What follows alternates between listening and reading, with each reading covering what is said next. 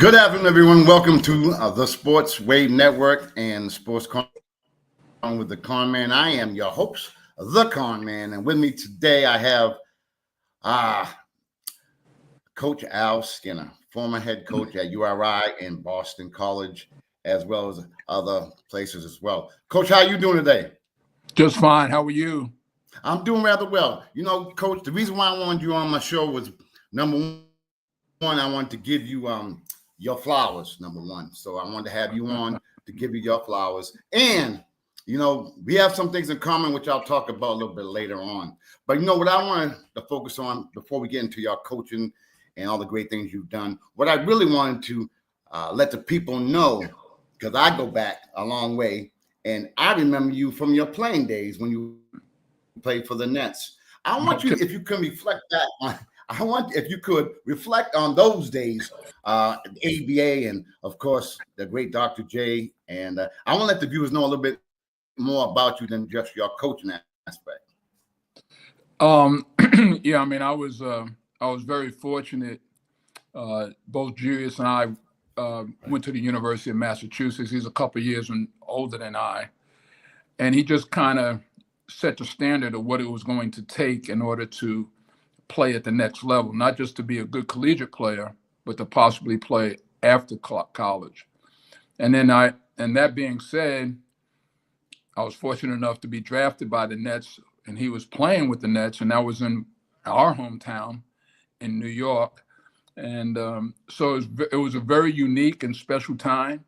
Enjoyed it. We won the last ABA championship, and it was nice to be a real contributor to that championship.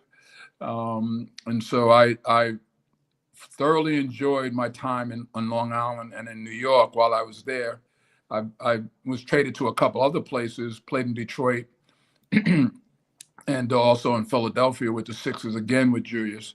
So I was very fortunate to see one of the greatest players of all time up close and personal, and see his growth and see the accomplishments, how he met the challenges.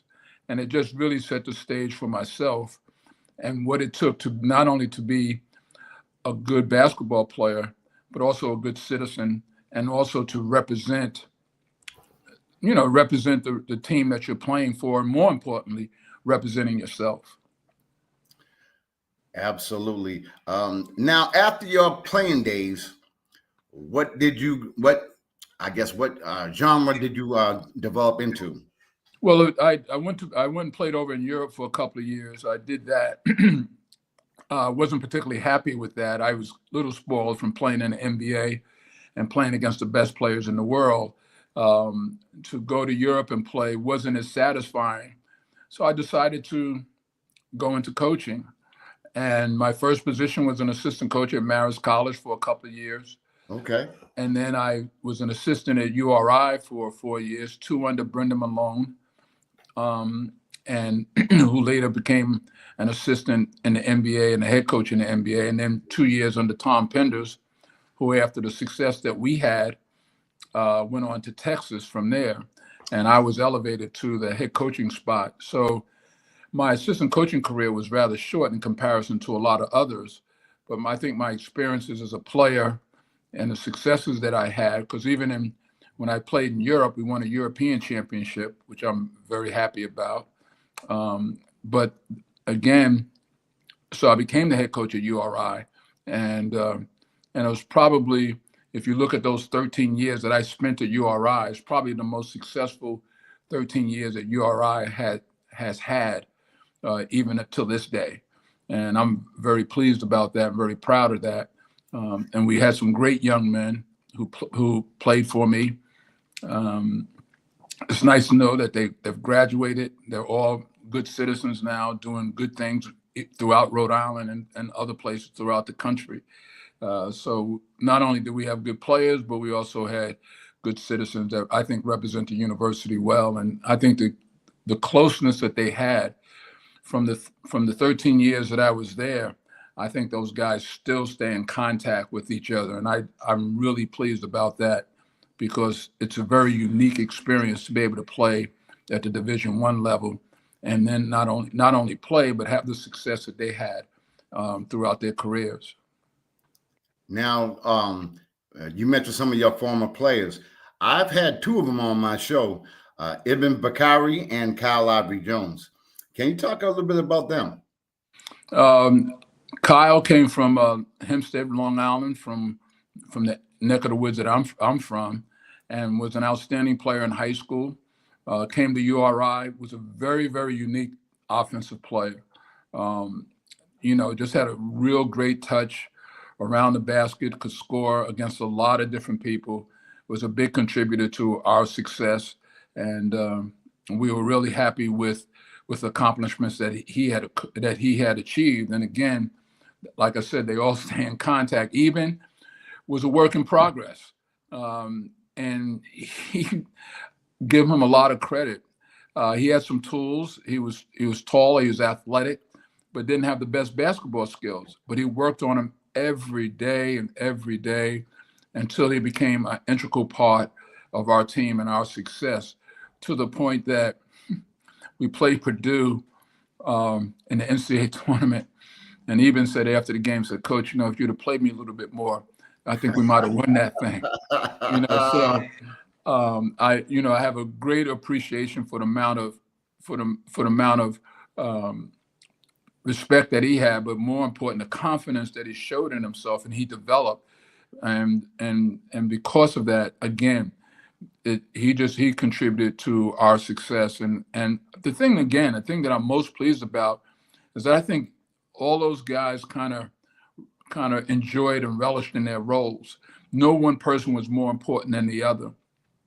Whether it was, Kyle Ivory Jones, Ibn Bakari, Katino Mobley, Tyson Wheeler, Preston Murphy, all those guys really respected each other and was not jealous of the other players' success.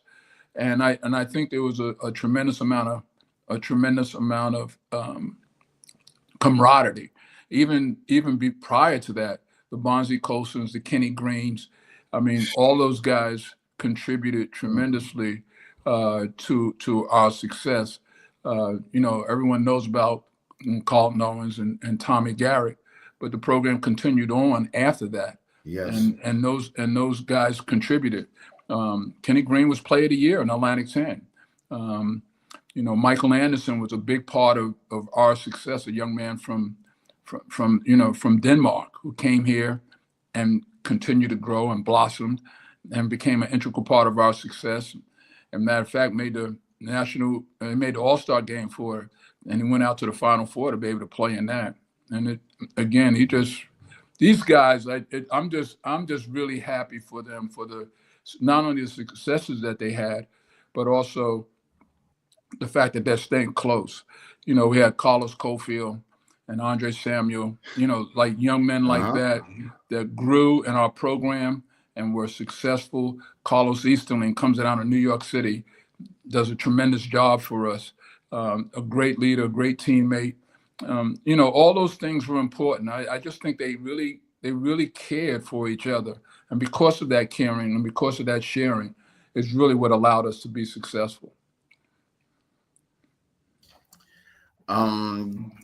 Talk about, if you could, the rivalry between URI and Providence College. Well, the rivalry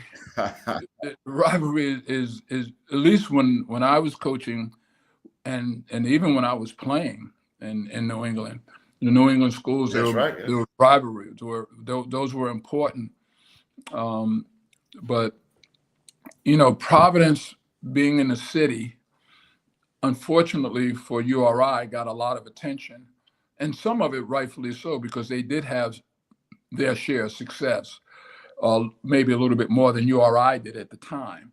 And so a lot of people gravitated towards them because, again, they were in the city, they were close, and they were playing in the Big East. So URI really had to earn their way. Providence College was the big brother at the time.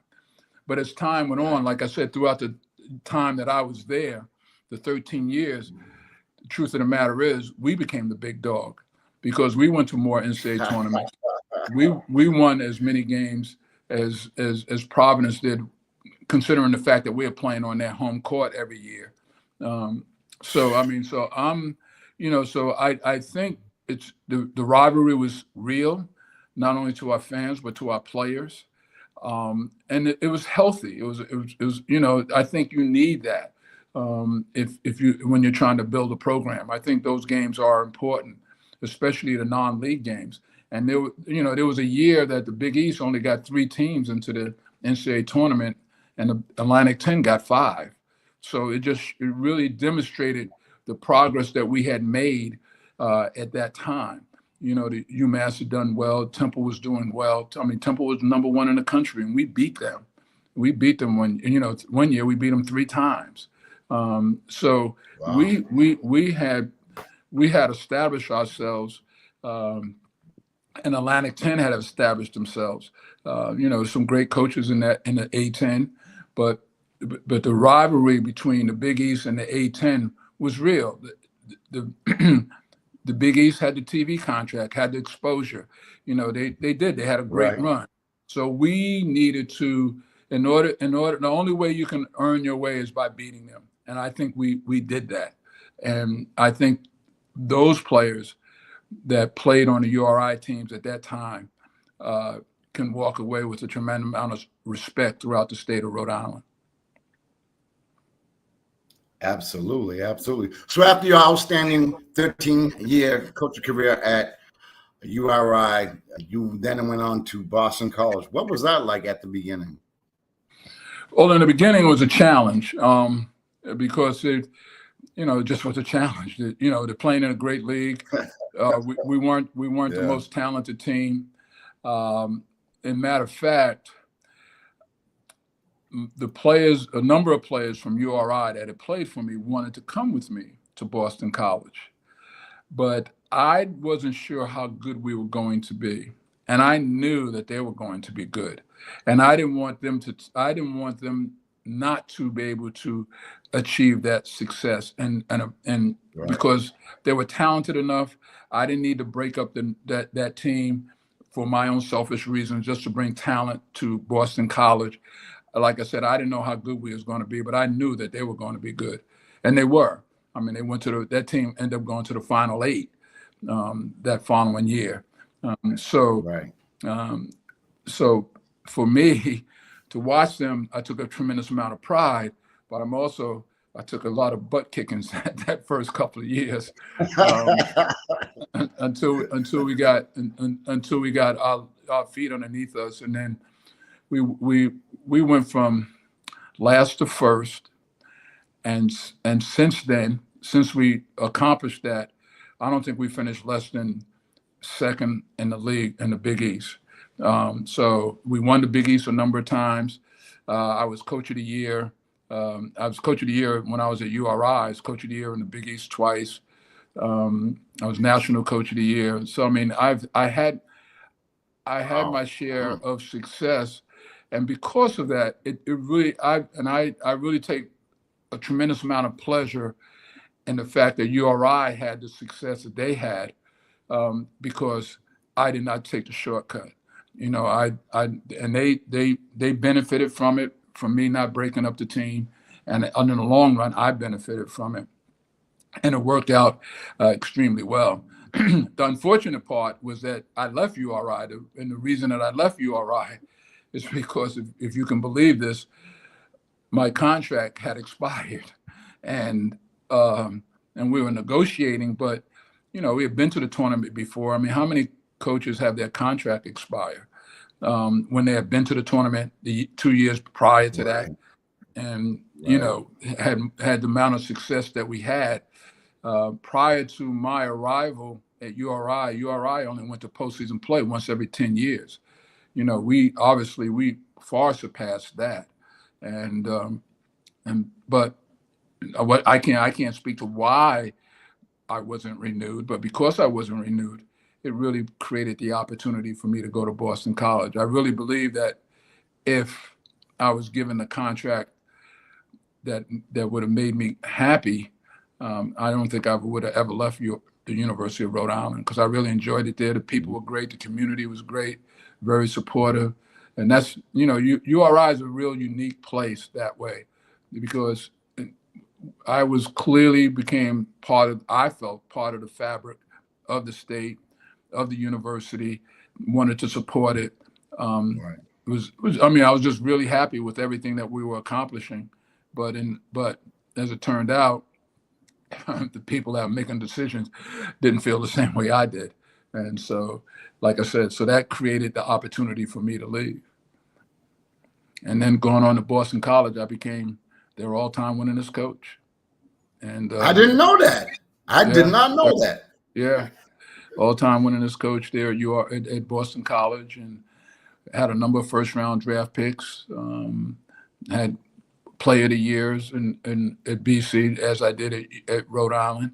So so we overall, I'm really happy with my career, but I'm more happy with the successes that my players had, and as young men, they were able to take with them, and it's I think it's a very important part of what their lives can be. That's outstanding. And one of your players from Boston College is a good friend of mine, and he's doing really well right now. Dwayne Pena. He was on my show about a month ago, and he spoke very highly of you. I mean, he came on as a walk-on, and matter of fact, I even called you to come present him with an award, but you had other obligations. But again, he spoke very highly of you. And matter of fact, Ibn and Kyle, they all speak very highly of you. You know what I mean? So I think great. Dwayne Pena, for a young man that, as you said, was a walk-on, worked extremely hard, understood the game, and he was our only point guard. And he's playing against, and he played with a tremendous amount of confidence, and we didn't have enough talent to win, but we were competitive, and he was part of that. But again, what he helped build was what our foundation of our program was going to be. And see, you need young people like Dwayne Pena to build a program to be successful. Yes, everyone knows about, when I'm at Boston College, the Troy Bells, the Jared Dudleys, the Craig Smiths. I mean, they know about those individuals. Right. But the fact of the matter is, it's the other guys, the Ryan Sidneys, the Dwayne Penas, the Lewis Hennets, the Euchre Agbais. Like those young men are the people that are the foundation of what your program is. Now, those other guys, they build a building and they can take you higher, but the building can't stand without a great foundation. And that's what a young person like Dwayne Pena offers you and gives you. Without it, you're not going to be successful. I've seen a lot of talented players play with other teams, and they weren't as successful because they didn't have the foundation and the people around them to supplement and support them. Now, Coach, you said at the beginning it was kind of a struggle. How did you go about recruiting people to come to Boston College when the record wasn't that good at first? Well, I'd like to think that I had a good reputation, but more importantly, I had a great staff.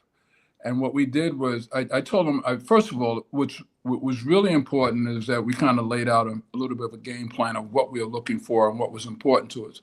And what was important to us, as it was at URI, sometimes you didn't necessarily have to take the best player, but let's get players from a winning program that understand winning, that understand what it takes to win.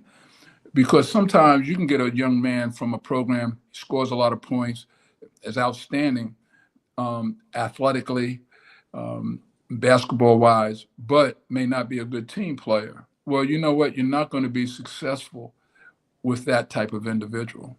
And we had to make a point to avoid that. And so we shied away from the guy that was scoring 25, 28 points a game because he didn't demonstrate some of the qualities that we were looking for. And see, once we established those qualities and that foundation, then we were going to be able to build a program. Again, it really goes back to the Dwayne Pinas, the Yuka Ragbais, those individuals, the Ryan Sidneys, those individuals who, were willing just to do their part. They weren't looking for a real self-satisfaction. They were looking for team success.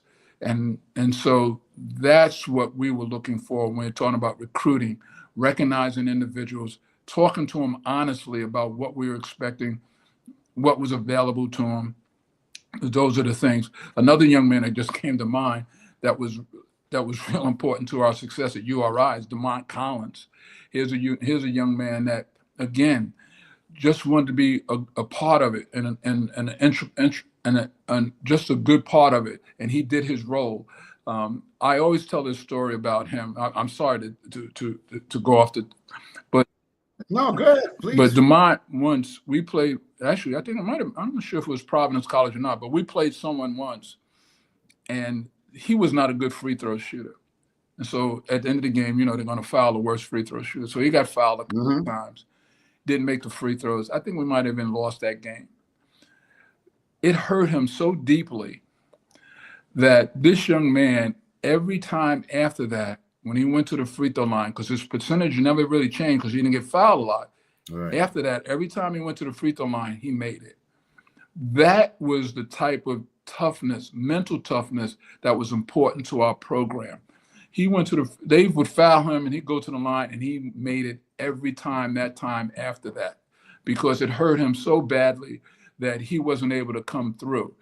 And, I can't speak to why he was able. I understand why he was able to do it and how he did it, but to actually execute it, is an accomplishment to him.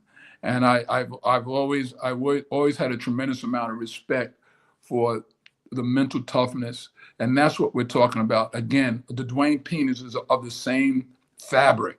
There's a again, talent is talent. There's no getting away from it, but the mental part is really, really important. And Dwayne Pina had it, DeMont Collins had it, others had it that were role players that are very important to the successes that you have. That's absolutely correct. I'm gonna hit you with two questions, Coach, if I may. I'm kind of gonna put you on the spot, but of all your coaching career, who was the best player, but who might have been the best athlete? Well, the best athlete is easy because there's a young man named Sean Williams who's about 6'7", athletic, could jump out the gym. He's fastest kid on the team. I mean, he was just a freak of an athlete, to the point that he only played a half a year for him, and he still got drafted in the first round of the NBA. This young man was able to had great leaping ability, able to block shots. He once said, "Coach, I'm gonna go out and break the." This is for me. This young man played before me at Boston College. He said, "I'm gonna go out and break the shot block record." He blocked 12 shots that game. Wow. And so I said, "Okay, you did that. Now let's get back to playing solid basketball." Right. So he was by far probably my best athlete. My best basketball player, I can't name that because I've been fortunate to coach some outstanding players who were really talented, whether it was Tyson Wheeler, Preston Murphy, Cuttino Mobley. I mean, those individuals were Kenny Green in his own right. Mm-hmm. He led the country in block shots, was 18 Player of the Year. I mean, those young men were outstanding players. But to say who the best was, I couldn't name that. I've been fortunate to have some talented young men. They're Player of the Year. Troy Bell at Boston College was Player of the Year twice, his sophomore year and his senior year. Second all-time leading scorer in the Big East. All-time leading scorer at Boston College. But that being said, Jared Dudley was Player of the Year in the ACC. Craig Mm-hmm. Smith was first team All ACC. I mean, first team All Big East as a sophomore. He's him and Carmelo Anthony they're going for Player of the Year as freshmen. Wow. I mean, so I've been fortunate to have some fine players and some outstanding players. Reggie Jackson, who played for me, Yes. just finished his career in the league. I mean, but again, they all had their attributes. There's another young man, Tyrese Rice, who was probably one of my best all-around players. I had to say to Tyrese once, I said, Tyrese, listen, I know you can go out and give me 30 every night, but if we really want to win, he's a point guard. I need you more to control the game. It's more important when you score, not how many you score. Mm-hmm. And because of that, he was a tremendous winner. He was outstanding player. I mean, so I asked. I guess I feel a little bit like Dean Smith and asking Michael Jordan not to shoot as much. I mean that's what I mean. Like everyone says, the best defender was Dean Smith. I mean, and I feel the same way about Tyson. Tyrese Rice, because we needed him to score, but we also needed to get to include everyone else. And because of that, he had to sacrifice a little bit of his game, but we were a better team because of that. And so I've had some great players. I'm sure I forgot somebody, but overall, I look at the team success and I'm more happy about that than anything else. And that they network, they still network because they were successful and they each guy had a role. Each guy had a role, and like I had a young man named Jermaine Watson who played for me at Boston College. He was my sixth man. Now, coming out of high school, he was one of the top scorers in the country. And he was a sixth man for me. Never started, but he was a tough kid mentally. And he would play for me at the end of the game. He finished games for me. And he used to get fouled, go to the free throw line, make free throws all day. And he was a closer. He had that ability. I mean, we had some great players. We really had some great players. I was fortunate that when I took over the URI job, I had some talent. Except I was such a young coach at that time, talking about young and experienced. I probably didn't get the most out of that team when Tom left and I took over. And I always tell those guys, I said, I always kind of apologize. I said, I was so much a better coach 4 years later than I was at that time. I gave them my best, but I became better. And if they would have got me 4 years later, they would have had a little more success than they had. But those things happen. But at least they know that I appreciate their talent and that there was potential to be a little bit better. And they may not have reached their potential because of me, but my future teams benefited from that. I learned a lot from that, and my future teams benefited from it. And they were better teams because of the experience I had with those older guys. Now, how many years did you end up coaching Boston College? I was there 13 years. I didn't even know that. Wow. Yeah. And I'm going to publicly say, I think you should have remained at Boston College until you wanted to go. What was the reason? You have to ask the person that made the decision. But the fact of the matter is, I have 5 years left on my contract. For whatever reason, they wanted to make a change. As much as I hate to say it, they haven't had any success since I left. The best team they had was the team that I left. The best team they had was the team that I left behind. But it's funny. I think sometimes you forget, and you should never do this. You forget where you came from and who you really are. And we had established the program. We were one of the better teams in the ACC. We have established ourselves. We were going to the tournament, and people, all of a sudden that became the standard. And so the year that I didn't go, there was some mumbling, and I'm like, well, first of all, I got everybody coming back, so So there's no issue moving forward. We're going to be fine. But they thought that somebody else could come in and do a better job and take them to the next level. And I said, Mm. I don't know if you realize how difficult it is to do what we did and to sustain it. It wasn't just a peak. We were at a plateau. Yes, we had a little dip, but we were getting ready. We would have come right back again. But like I said, I think some people felt that they could do better, and I'm like, you've never done better, but you're taking this attitude that you could be better. Well, that's a decision that they've decided to make. Obviously, it wasn't a good one, but you know, I look back. I'm like, there's no way that they should have let you go. And so Coach, what are you doing presently? I'm presently, I guess I consider myself retired and happily, Okay. comfortably. I'm living in Charleston, South Carolina, which works for us. And but the thing is, I do a little mentoring. I do some coaches clinics. I do some camps, just a little bit here and there. Um, I I probably watch more. To be honest, I probably watch more pro basketball than I do college because there's so much turnover now in collegiate basketball and all collegiate sports. Well, it's the main ones. Is that I don't see any joy in it. Not really, because I like to see teams.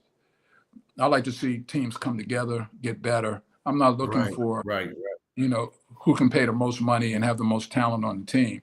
Uh, that's that's not real coaching. I think it's very difficult um, to judge coaches today. But that being said, it still has to be the right person in the right environment. Um, and so, but there are a lot of coaches that are not in the right environment and they're not going to be successful. You got to be able to recognize that. You have to be able to judge um, what kind of recruiting are they doing, and you just can't blame it on, well, we don't have enough money. You got to be able to recognize talent. You got to learn. You got to be able to mesh it. You got to be able to bring guys together. Even though you have less time now, you still have to be able to do that. Now, if you have talented players and they're leaving you, like if I'm at a URI, which is mid-major is a tough job now. If I'm at URI and you show promise and that kid leaves, then you did your job. You did your job Mhm. because if he stays, you're going to be successful. If he leaves, what else can you do? Now you got to start all over. But right now, it's a little bit of an excuse because guys are saying, well, if he stayed for, again, you got to be able to judge talent and be able to bring in the right talent. Now, once you have the talent and they leave you, then there's nothing you can do about that. But so recognizing, and I think that's what we probably did best when whether I was at Rhode Island or whether I was at BC. I remember once that I sat down with the president of Boston College and he asked me, so why can't we get a top 50 player? And I said to Mm. him, I said, well, first of all, I'm not sure what a top 50 player is. I said, but what I do know is a young man that can come in here and navigate this environment, both academically and athletically. If you're comfortable with that, that's what I'm comfortable with. I said, but as far as the numbers concerned, no one does my work but me. I don't care how anybody else evaluates my players.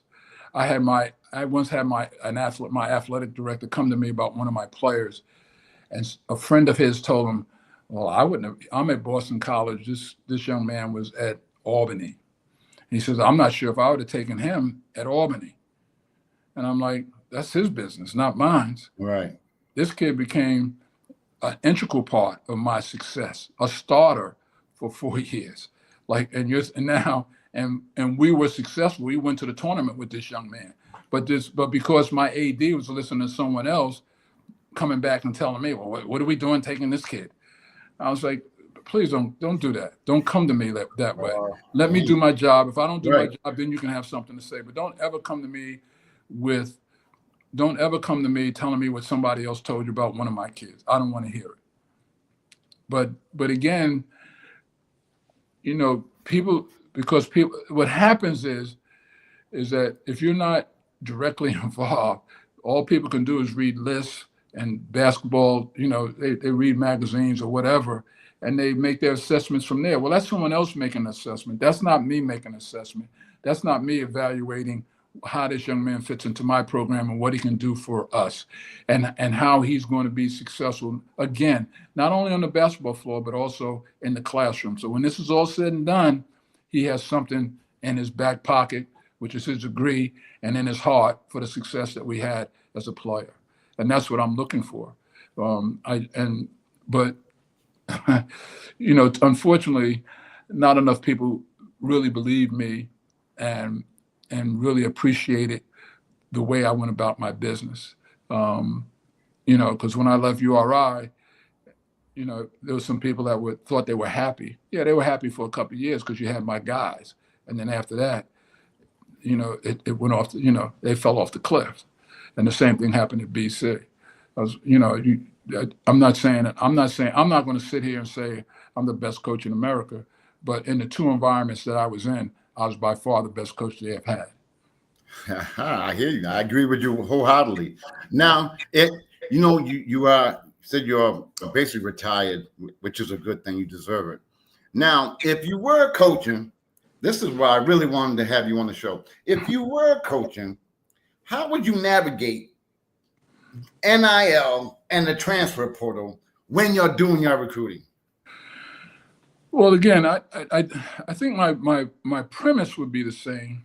And see, the one question that I would ask in recruiting young men is how important is money to you? If it's extremely important, I can't pay a lot, then we can't talk.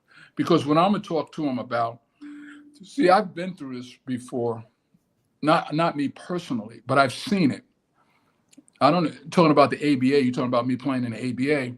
Well, all those guys that left college early and played in the ABA, left for the money. Right. Okay, then, so now they left for the money, and at the age of 30, no longer playing. How long does that money last you? If here I am, I'm a little bit older, and so you have a life after 30 years old. How are you going to live that life after 30? Yeah, life is great now at this age, but how are you going to live your life after 30 or 35? What happens? So, because only a handful, the truth of the matter is only a handful of guys are going to make enough money to sustain them in college, to sustain them the rest of their lives. More than likely, those individuals are probably going to be pro players anyway. So they're going to be taken care of. But the majority, like always, are not going to have those type of finances. So all of a sudden, what sounds like a lot of money, $100,000, I'm not saying it's not. Uncle Sam's going to get a little bit. Yeah. Mom and dad's going to get a little bit. You're going to buy yourself a little bit of car. Mm-hmm. And then all of a sudden, you got payments. Now all of a sudden, you're living a life as an adult. But all of a sudden, $100,000 ain't $100,000. All of a sudden, $100,000 is 60. You buy yourself a car, decent car. Now you got monthly payments. You got insurance. You got to give mom and dad a little bit, maybe if they want it, not want it, put it in the bank. But either way, it's not going to sustain you for the rest of your life. So I'm talking about life after basketball, life after college. Like, what are you doing? If money is the most important thing to you and not your future, then we can't talk and then I have to find someone that understands what I'm talking about so that when their careers are over, now I'm hoping that they're able to save some of that. So that gives them a nice start, but that's not going to, but that's just the amount of money to build on as we move forward. And that is what's important. So for me, okay, if I can afford to get in the bidding war, I would. If I can't afford it, then either way, what I'm talking about is still important. $1 million sounds like a lot of money, and I'm not saying it's not, because it is.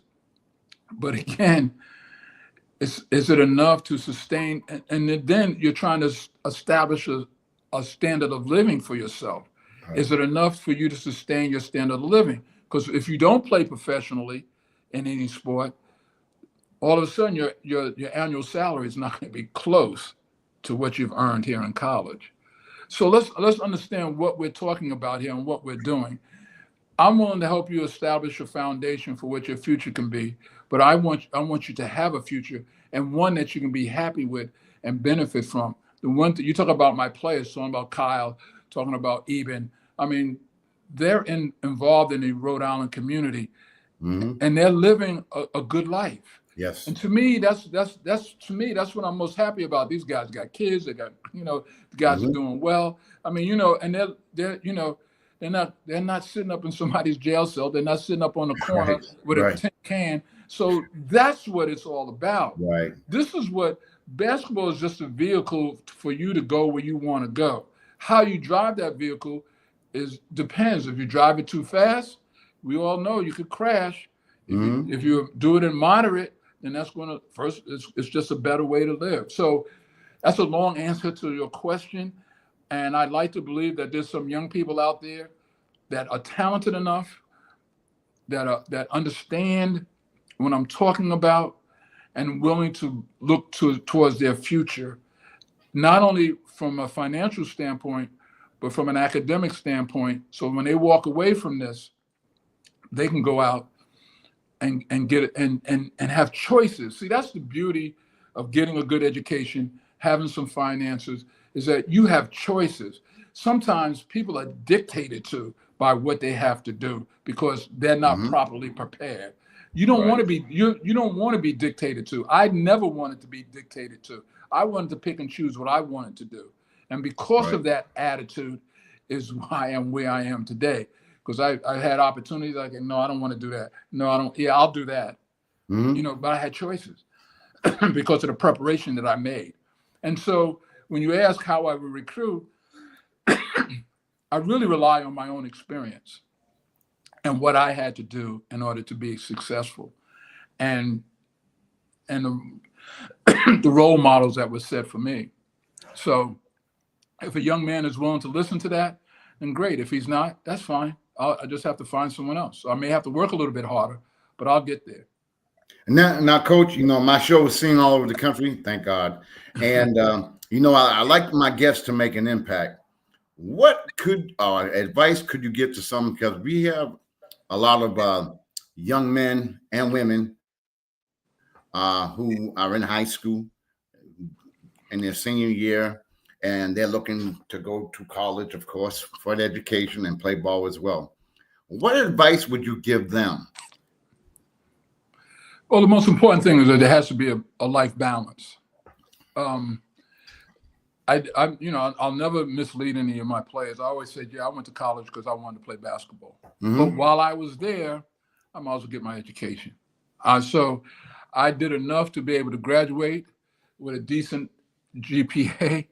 That was important. I think it's important that you as many tools that you can put into your belt, the better off you're going to be. So if you have a degree, if you go to a good school, if you meet some alumni, probably my biggest, not regret, my biggest disappointment, I should say, with the university that I went to was that they did not have the support that I needed after college. I was disappointed about that. And because of that disappointment is why when I became a coach, people always said to me, well, Coach, what can I do for you? Well, what you can use, generally speaking, the university did most of the things that I needed. What I need from you is that when I pick up the phone and one of my players needs a job, needs some support, you give him that. If you can do that for me, then I can build a program. And that's what I want. And that's what I would say. Again, I'm looking for what happens after your 4 years. Because while you're here, oh man, this is great. This is wonderful. You're living the life. You're the man on campus. You're all that kind of good stuff. but then there's a real world out there that you're going to have to integrate yourself to. And I want them to be able to do that. So if you really want to help my program, this is what we do. This is the help that I should get. So that being said, I'm saying do the best you can in the environment that you're in. If you when you get to a college, you should obviously take care of your business in the classroom, meet some alumni, do some of the things as far as preparing yourself after college that the normal student does. They go to these seminars, they involve themselves in, in some, like, you're going to understand something. Student athletes, especially basketball players, more so than any other sport. Football players don't get the exposure that basketball players get. There's no other sport that gets the exposure that basketball players get. That has some value. Understand that. That has value.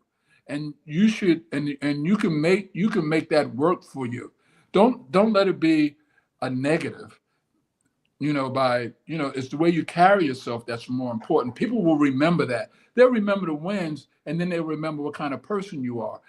I spoke earlier about a young man.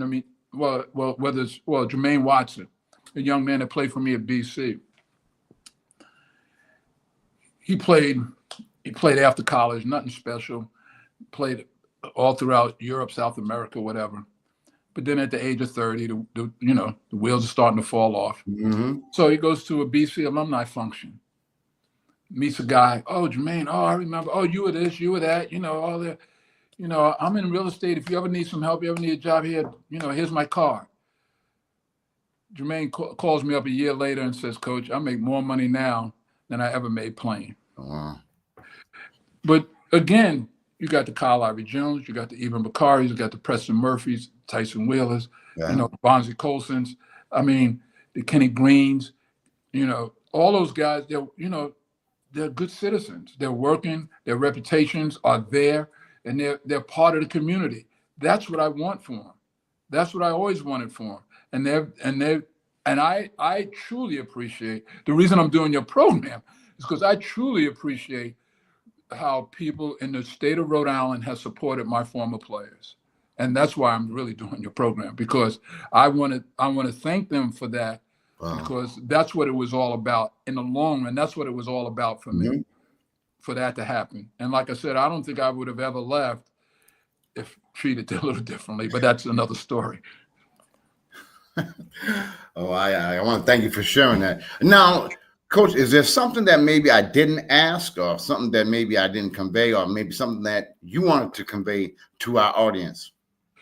No, the most important thing is that, again, it's college athletics, very competitive. But the one thing that I always loved about Rhode Island, they've had some lean years, there's no question about it, but people still come out and support. And I'm really pleased about that. And again, if a young person is going to involve themselves in collegiate athletics, don't let that be the only thing you involve yourself when it comes to college. There are other opportunities there that you must recognize and take advantage of. Because this is a very unique time for a young person, particularly, like I said, playing basketball, because you have value. People know who you are. And they will, if you treat them well, they will, in the long run, treat you well. And your reputation is probably your most valuable asset, is who you are and how you handle yourself. I'm not saying we can all have issues and problems, but it's how we resolve them and how you handle yourself in those type of situations. And again, your reputation is the most valuable asset that a young person has. Outstanding. I want to go back, if I may, to your ABA days, because I consider myself a basketball historian, and I understand what the ABA ball players had to go through while they were playing, and the things that they were not given after their career was over. So before I let you go, I want to get your idea or your opinion, or just want to the viewers know what it was like, because I'm so glad that Chris Paul and some of the NBA people are looking out for the former ABA players at a time where no one was looking out for them. No, that's exactly right. So,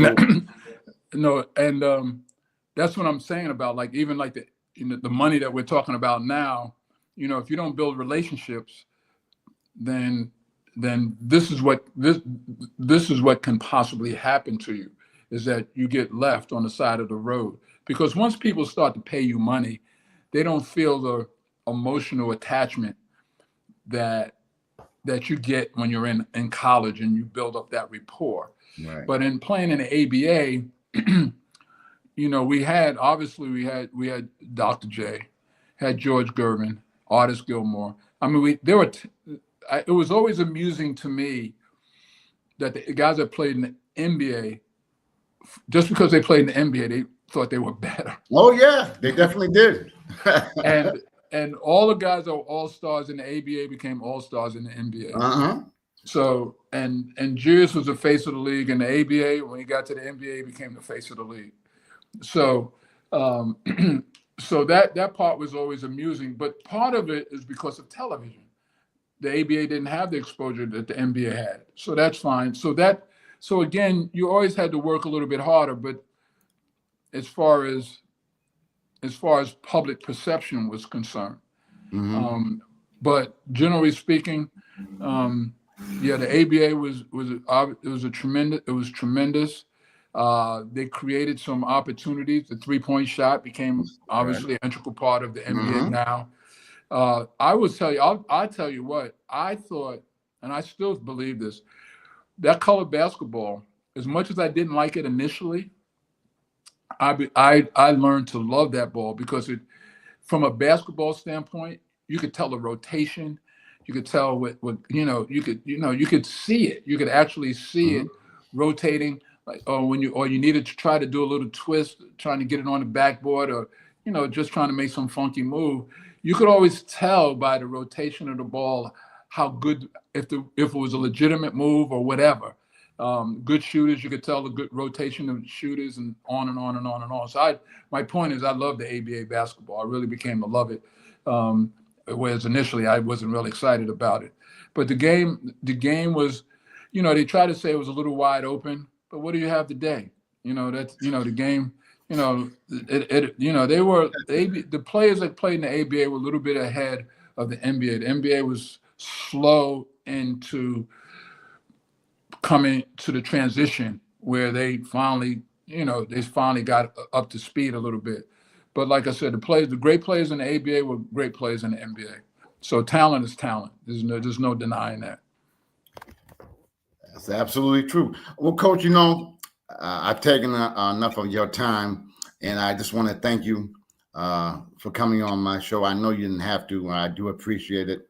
And your former URI players and Boston College will be watching the show. So is there anybody you want to give a shout out to, or anything that people want to get in touch with you? How can they?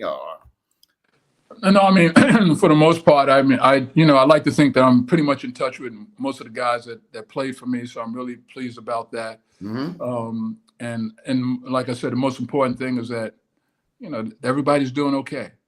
Everybody's doing okay. Some a little bit better than others, but generally speaking, everybody's doing okay. Yeah. That's great. Yeah. Well, Coach, again, I want to thank you for coming on my show. My pleasure. It's been a pleasure for me as well. Again, I just want to thank you. Take care. God bless. Okay. Thank you. Folks, that's my man, Al Skinner, former coach at URI and Boston College. And it was a joy having him on, getting some of his knowledge. And I think what he emphasizes is to the youth, kids who are looking forward to going to college, what to look out for. He kept it 100, and what he spoke about is really meaningful to a lot of people. So I think if people really listen to what he had to say, it can make a lasting impression. I think it'll be a positive thing. And when I go and get my guests, it's difficult, to get guests because a lot of them want to get paid.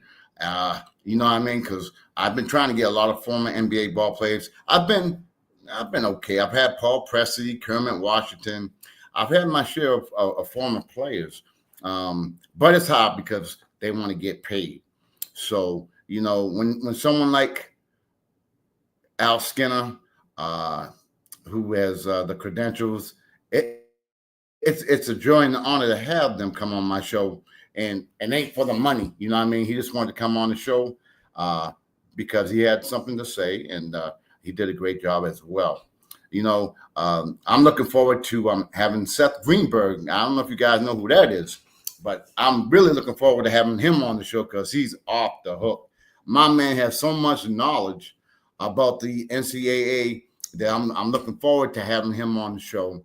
I contacted Dick Vitale, believe it or not, and he had told me that, you know, he was advised by his doctors to not speak too often. So I guess we're just going to have to wait till he's able and gets, you know, gets approved by his physician that he can come on my show, or he can go do whatever he was doing in the meantime. But again, you know, I truly enjoyed doing my show and having the guests come on. And, you know, sometimes I reflect on it, and sometimes I'm like, how do I do it? I have no idea. I just keep it real. I'm just me. And luckily I've been able to get, you know, some guests. You know, no one's ever told me no. Some of them just don't respond, but no one's ever told me no. So, you know, stay tuned. Look forward to having some great guests coming on my show. And again, I want to thank you guys for tuning in each and every week. It's been a joy and a pleasure, and looking forward to what's coming up next. So, folks, thank you for tuning in to the Sports Wave Network and Sports Corner with the Conn Man. You know, take care. God bless, and I'll see you all next week.